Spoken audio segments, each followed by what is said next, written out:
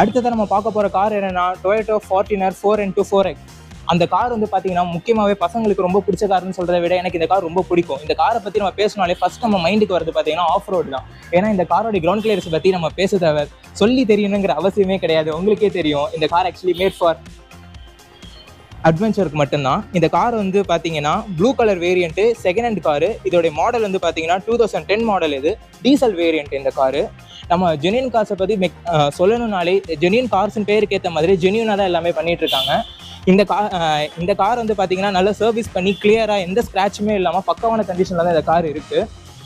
நம்ம கிட்ட வர கார்ஸ்லாம் மேக்ஸிமம் பார்த்தீங்கனாலே ஃப்ளட்லையோ இல்லைனா ஆக்சிடென்ட் கார்ஸோ நம்மக்கிட்ட எதுவுமே வரது கிடையாது. பக்கவான கிலோமீட்டர்ஸில் பக்கவான கண்டிஷனில் மெயின்டைன் பண்ணி தான் இந்த ஜென்யூன் கார்ஸில் வந்து எல்லா கார்ஸுமே மெயின்டைன் பண்ணுறாங்க.